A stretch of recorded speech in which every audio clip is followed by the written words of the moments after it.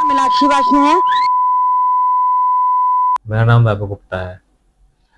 मैं ये फ़ोन इसलिए अभी पकड़ा हूँ क्योंकि हो सकता है मुझे देख के बोलना पड़े कुछ चीज़ें, क्योंकि बहुत सारी चीज़ें और मैं कोई पॉइंट मिस ना कर दूँ। इसलिए ये फ़ोन मेरे हाथ में रहेगा और जो भी मैंने लिखा है वो मैं आज आपको सामने बताऊँगा। मेरा नाम वैभव गुप्ता है, मैं कानपुर बर्रा से बिलॉन्ग करता हूँ और मेरा विवाह जो है वो 14 दिसंबर 2022 को अलीगढ़ ज़िले में हुआ था। दिनेश चंद वार्ष्णेय जी की बेटी शालू गुप्ता उर्फ मोना गुप्ता से हुआ था। उनके पिताजी का व्यापार ट्रांसपोर्ट का है और ये वीडियो मैं अपने वैवाहिक जीवन से जुड़े कुछ इंसिडेंट्स के बारे में बताने के लिए बना रहा हूँ और जो भी मेरे पास उपलब्ध तथ्य हैं वो मैं साथ में इनके लगा के आपके सामने पेश कर रहा हूँ। अभी हाल में 12 जुलाई को हमारे ससुराली जनों से काफ़ी उन्होंने बवाल मचाया अपने थाना सानिस्नी गेट के बाहर, जिसमें उन्होंने मेरे खिलाफ काफ़ी संगीन आरोप लगाए थे और पुलिस पर दबाव बनाकर मेरे खिलाफ मुकदमा दायर कराया, जो कि पूरी तरीके से गलत है। जैसा कि मैंने बताया कि हमारी शादी 14 दिसंबर 2022 को अलीगढ़ ज़िले में हुई थी और उसके ठीक बाद हमारे बीच में पारिवारिक मतभेद होने लगे थे कई कारणों से, कभी छोटे कभी बड़े। उसमें परिवार के साथ रहने के तरीके, उनकी बातचीत, उनके कई सारी कारणों से हमारे बीच में बातचीत नहीं बन पाती थी और अनबन हुआ करती थी। जिसमें कि मैं ये करता था कि मैं शांत हो जाता था ताकि हमारा पारिवारिक जीवन या हमारा जो रिश्ता है वो बचा रहे और कोई ज़्यादा उसमें वाद-विवाद नहीं करने की कोशिश करता था और चुपचाप उसको अपना कंटिन्यू करता था और कुछ दिन बाद वो अपने आप सही हो जाता था। लेकिन खैर उसके बाद भी हम लोग जनवरी 2023 को हम लोग बाली इंडोनेशिया हमारे हनीमून पे गए। हमारा 1 हफ्ते का ट्रिप था। वहाँ पे भी कुछ कारण से हमारा विवाद हुआ। उसके बाद हम लोग मसूरी भी गए थे और उसके बाद हम लोग तिरुपति भी गए थे उसी वर्ष, जिसमें कि हर ट्रिप में हमारी किसी न किसी बात पे कोई न कोई कारणों से लड़ाई हुई। अच्छा, जब लड़ाई होती थी हमारी और जब भी कुछ विवाद हो जाता था, तो हमारी जो पत्नी थी, वो हमेशा हमसे के पुलिस, थाना, 112 मिला देना, इस टाइप की हरकतें हमेशा करती थी और ये धमकी देती थी कि वो हमारे और हमारे परिवार को थाने में बंद करा देंगी या हमारे उनके खिलाफ कंप्लेन कर देंगी। ये आए दिन होता रहता था। उसके बाद क्या हुआ कि ये सब जब बना रहा तो हमें, हमारे परिवार को, सबको मानसिक रूप से बड़ी दिक्कत हुई और कई बार कई तकलीफ़ों का सामना भी करना पड़ा। हमारे पिताजी जो कि बीपी के पेशेंट हैं, उनका आए दिन बीपी बढ़ा रहता था। वो अगर दिन में पहले 1 दवाई खाते थे तो उसके बाद वो 2 दवाइयाँ खाने लगे। कई दवाइयाँ उनके असर भी नहीं करनी थी, दवाइयाँ बदली उनकी। तो इन सब कारणों से परिवार का भी जो मानसिक स्थिति थी वो ठीक नहीं रहती थी। जब शादी हुई उसके कुछ ही दिनों बाद जब हम बाली से लौट के आए और जब मैंने ये सब देखा, तो ये सब बातें मैंने घर पे भी बताई अपने। और हमारे घर में तब सीसीटीवी नहीं लगे हुए थे। लेकिन उसके कुछ ही दिन बाद फिर मैंने निर्णय लिया घर पे बात करके सबसे कि अब हमारे घर में सीसीटीवी होने चाहिए, ताकि दोनों ही पक्ष, चाहे वो मेरे घर से हो, चाहे वो स्वयं हमारी पत्नी मोना क्यों ना हो या मैं ही क्यों ना हो, कोई भी कुछ भी गलत कार्रवाई या कुछ भी गलत चीज़ करेगा तो वो हमारी सीसीटीवी में रिकॉर्ड होगा। इन्हीं कारणों से हमने अपने बेडरूम, बाथरूम और ऐसे ही प्राइवेट जगह छोड़ के बाकी पूरे घर में हम लोगों ने कैमरे लगवाए, ताकि अगर कल को कोई भी बात हो तो चाहे हमारी गलती हो चाहे सामने वाले की गलती हो, वो सब रिकॉर्ड हो। और हमारे हिसाब से जो हमारा वैवाह वैवाहिक जीवन था वो काफ़ी ज़्यादा डिस्टर्ब इसलिए भी रहा क्योंकि वो हमारे 3 साढ़े 3 साल की शादी में वो आधे से ज़्यादा समय अपने मायके में रहीं, क्योंकि उनके मायके का भी काफ़ी ज़्यादा इंटरफेरेंस हमेशा बना रहा। हमेशा उनको सपोर्ट किया, सही के साथ-साथ गलत कामों में भी। और जब उनको लगा कि उनकी बिटिया उनके साथ रहनी चाहिए, वो तुरंत उन्होंने बुला लिया अपने पास और अपने पास रखा। कभी भी कोई लड़ाई होती थी तो जैसा कि मैंने बताया कि थाना पुलिस की धमकियाँ मिली और फिर जब कुछ नहीं हुआ तो वो अपने घर चली गईं। मतभेद होने के कारण जैसा कि मैंने बताया कि छोटे-छोटे थे, लेकिन कभी-कभी वो इतने बड़े हो जाते थे कि मैं अपनी हमारे यहाँ जैसे है तो मैं अलग हो जाता था, अलग इन द सेंस कि मैं थोड़ा-सा दूर रहना वो करता था कि मैं अपने कमरे में अलग सो रहा हूँ, वो मतलब अलग सो रही है ताकि हमारे बीच कोई लड़ाई-झगड़ा ना हो, वो हमारे ऊपर कोई फर्जी इल्ज़ाम ना लगा पाएँ। क्योंकि हमारे बेडरूम में चूँकि कैमरे नहीं लगे हुए हैं, इसीलिए आँगन में चूँकि लगा हुआ है। तो इस कारण से मैं क्या करता था, मैं आगे वाले कमरे में रहता था और वो पीछे वाले में रहती थी। ताकि कल को वो क्योंकि हमेशा वो हमारे खिलाफ धमकी देती ही थी थाना पुलिस की। तो इसी वजह से ताकि वो ये ना कर पाएँ इसीलिए मैं अलग ही सोना प्रेफ़र करता था। और इस पूरे प्रकरण में 3 साढ़े 3 साल में 1.5 साल जब हुए, हमारा बच्चा हुआ 20 अगस्त 2024 को। वो भी अलीगढ़ ज़िले में हुआ था, क्योंकि इनके हिसाब से इनको अपना बच्चा जो था, वो अपने मायके में ही करना था और इसी वजह से इन्होंने उस पर भी विवाद किए कई और ये वहाँ से इनकी माताजी ये आई थी हमारे पास बच्चा 20 अगस्त को हुआ, तो मेरे ख़्याल से माताजी इनके 1 तारीख को आई थी, 1 अगस्त को और इनको लेके चली गई थी। इस बच्चे को भी मैंने अपने घर आके पैदा किया था वहां से लाके। इस बच्चे तक को कोई देखने नहीं आया था। मेरी पत्नी के दिए हुए बयान में जिसमें कि उन्होंने कहा है कि जब बच्चा हुआ तो कोई देखने नहीं आया, उसमें मैं आपको ये वीडियो दिखा रहा हूँ जिसमें मेरी माताजी मेरे बच्चे को खिला रही हैं और हम लोग वहाँ पे उनको देखने गए थे। जब बच्चा होने की सूचना मिली उसके अगले दिन हम लोग तुरंत पहुँचे वहाँ और जब हम वहाँ उनसे मिलने गए तो वहाँ पे हमारे साथ बहुत अभद्रता हुई। हमारे माता-पिता को अपशब्द कहे गए, हमसे भी बदतमीज़ी करी गई।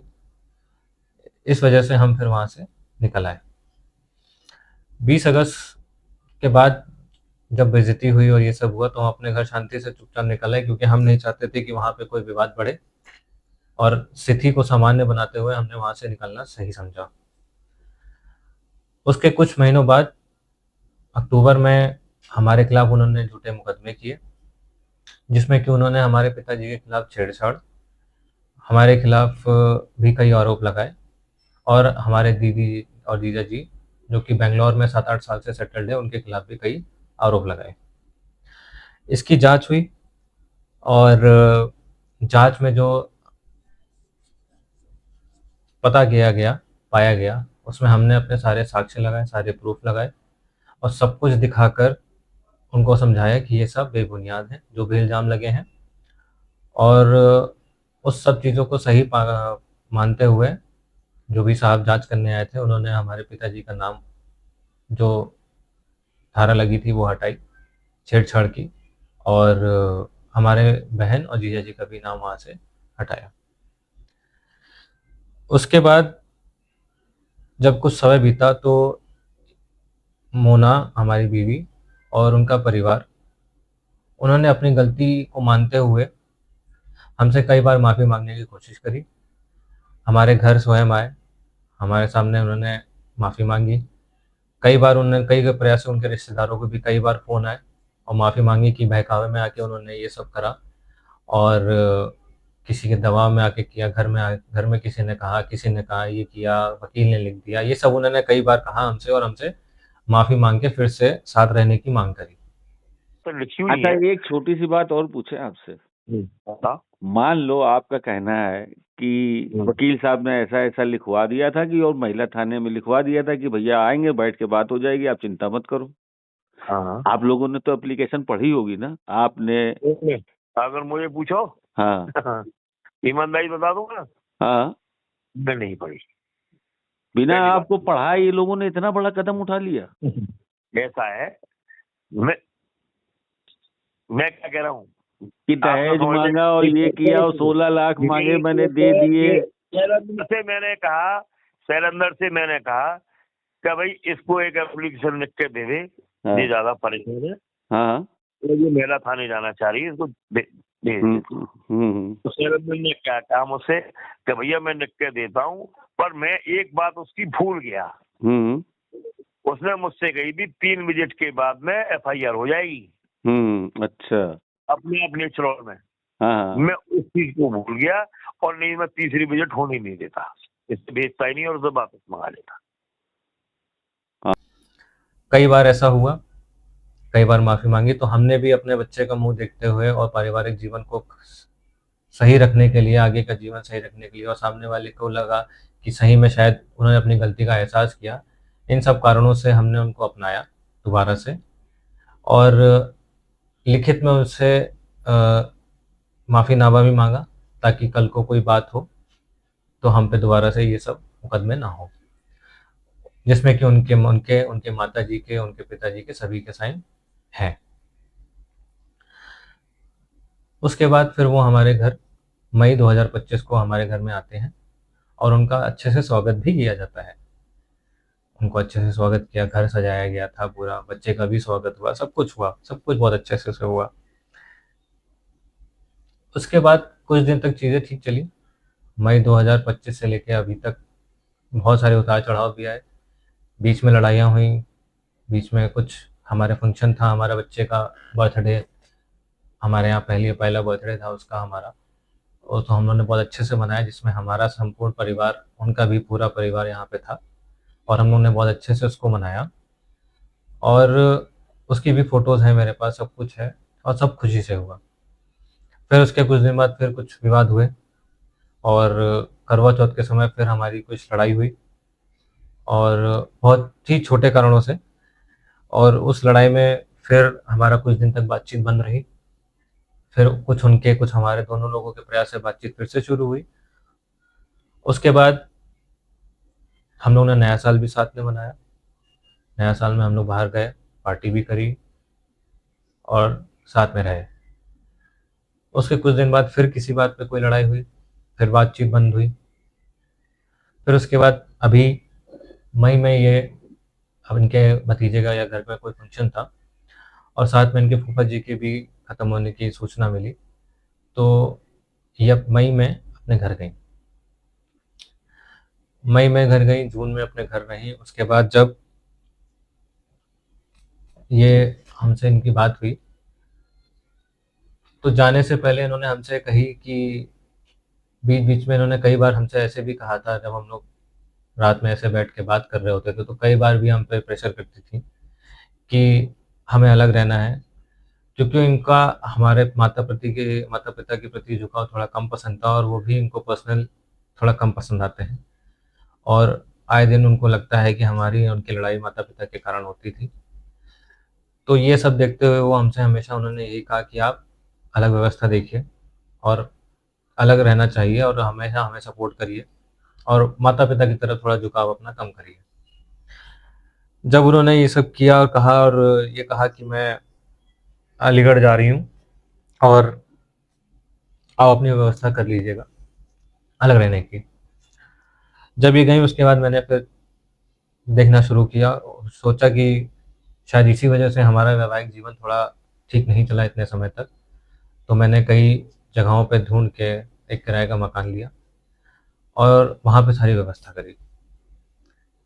जब मैंने सारी व्यवस्था करी उसके बाद इनको हमने वीडियो बना के भेजा जहाँ की जगह मैंने ले रखी थी, और रेंट एग्रीमेंट का भी मैंने इनको फ़ोटो भेजा, जिसका इनका कोई जवाब नहीं आया। और लगभग 2 महीना रुकने के बाद जब ये हमारे यहाँ आई तो इन्होंने मुझसे कहा कि मैं वहाँ नहीं रहूँगी, मैं सास-ससुर के साथ रहूँगी और मैं शादी होके इसी घर में आई हूँ तो इसी घर में रहूँगी।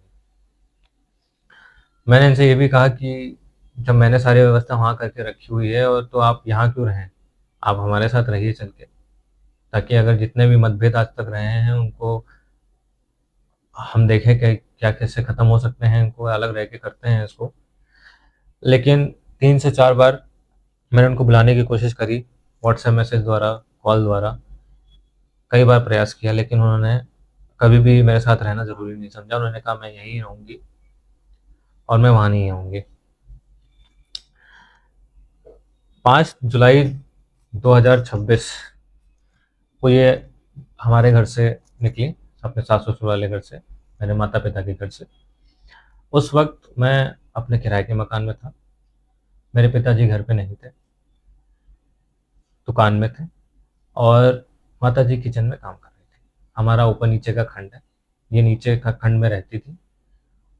सारी पैकिंग इन्होंने कर रखी थी, और घर में जब निकली हैं ये 5 तारीख को दोपहर 2:24 या 21 मिनट के आसपास, तो इन्होंने ऑटो बुक किया अपने फ़ोन से, उबर से शायद या रैपिडो से, शायद दोनों में से किसी एक से बुक किया है।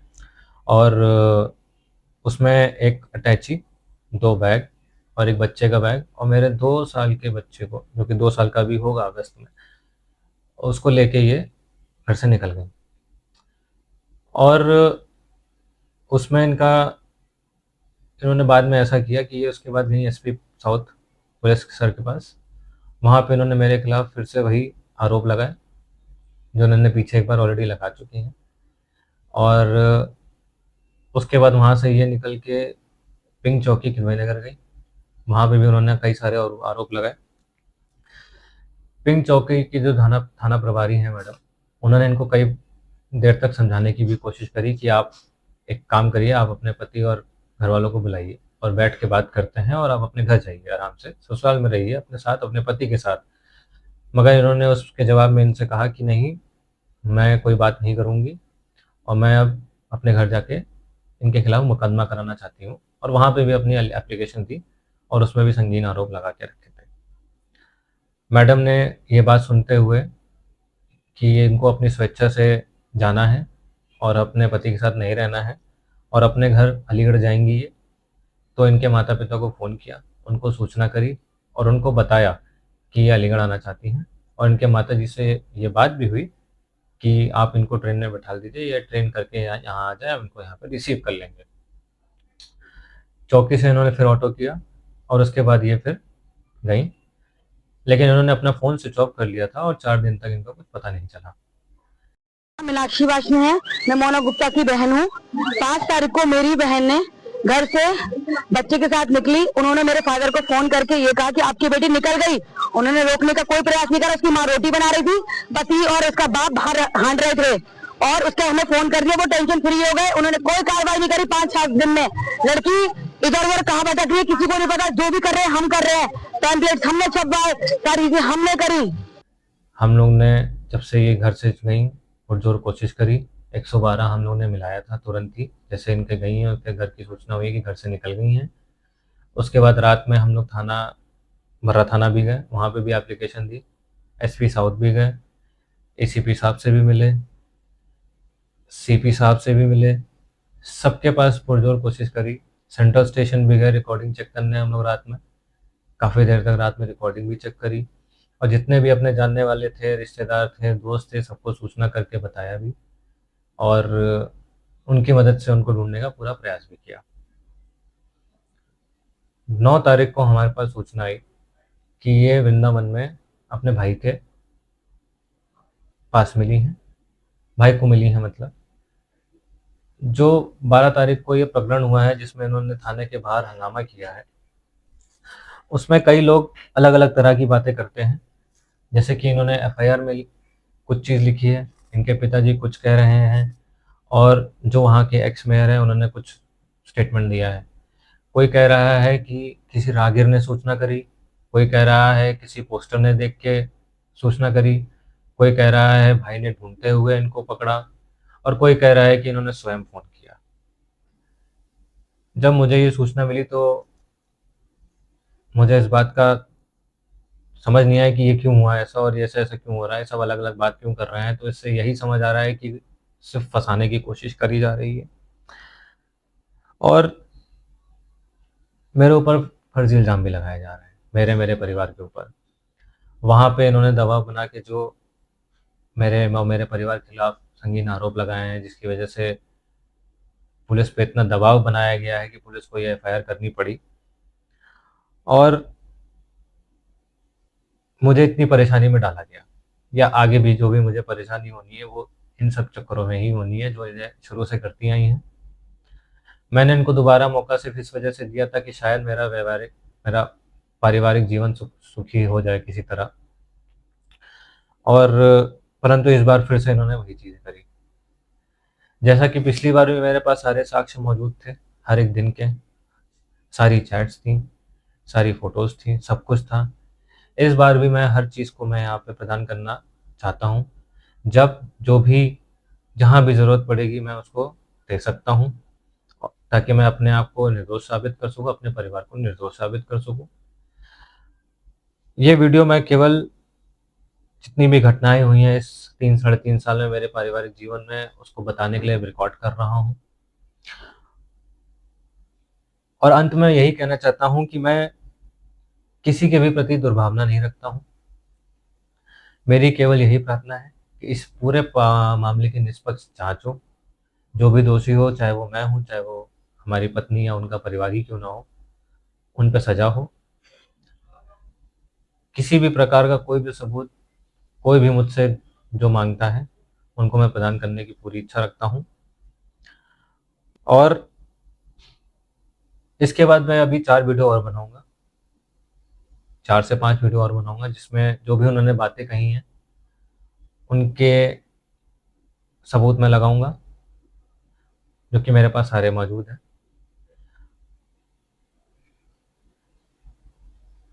अब मैं आपसे अगली वीडियो में मिलता हूँ। नमस्ते।